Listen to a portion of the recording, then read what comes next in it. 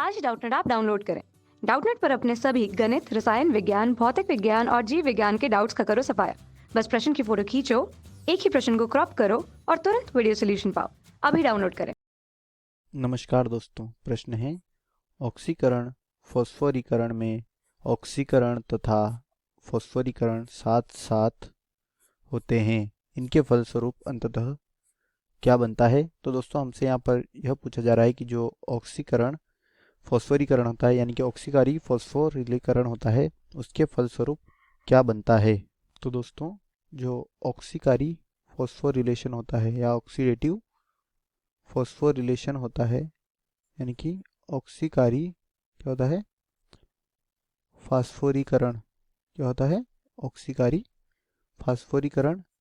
इसमें जो क्रेब्स चक्र और ग्लाइकोलाइसिस और लिंक अभिक्रिया के द्वारा जो अपचायक शक्ति होती है, किस कौन सी अपचायक शक्ति, NADH और FADH2, उसका क्या होता है टर्मिनल ऑक्सीडेशन, क्या होता है उसका ऑक्सीकरण होता है, क्या होता है ऑक्सीकरण। और ऑक्सीकरण इसमें क्या होता है, जो इलेक्ट्रॉन मुक्त होते हैं, क्या होते हैं इलेक्ट्रॉन, दो इलेक्ट्रॉन और दो हाइड्रोजन आयन मुक्त होते हैं। और जब यह इलेक्ट्रॉन इलेक्ट्रॉन प्रवाह श्रृंखला किस पर ETC इलेक्ट्रॉन प्रवाह श्रृंखला यानी कि इलेक्ट्रॉन ट्रांसपोर्ट चेन में जाते हैं, तो उसके द्वारा ATP का निर्माण होता है। किसका, ATP का निर्माण होता है।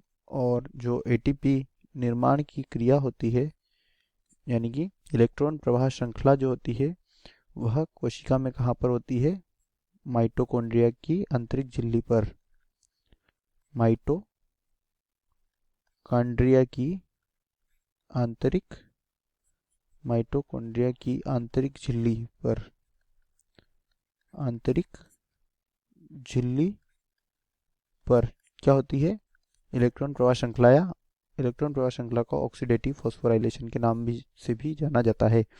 तो दोस्तों हमें यहाँ पर निम्नलिखित 4 विकल्प दिए गए हैं, जिसमें पहला दिया गया है ATP, दूसरा है NADP, तीसरा है DPN और चौथा और आखिरी विकल्प है पाइरुवेट।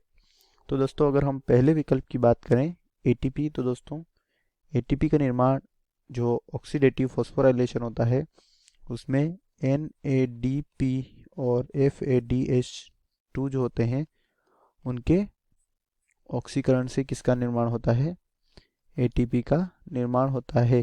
किससे होता है, ऑक्सीकरण की क्रिया के द्वारा, ठीक है।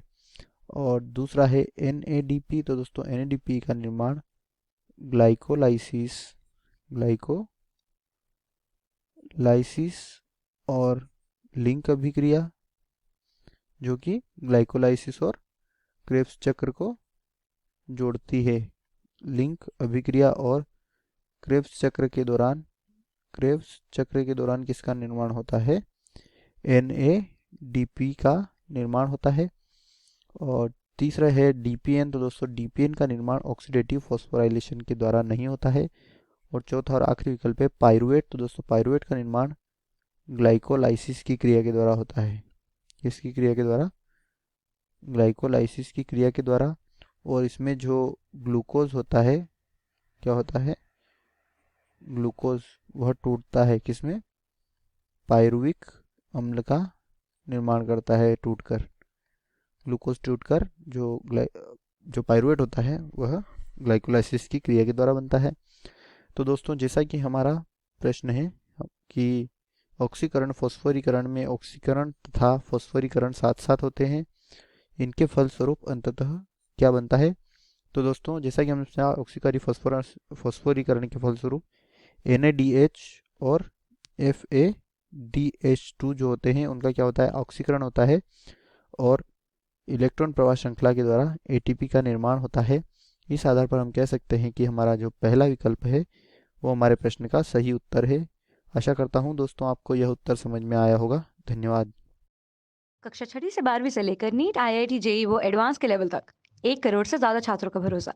आज ही डाउनलोड करें डाउटनेट ऐप या व्हाट्सएप करें अपने सारे डाउट्स 8400 400 400 पर।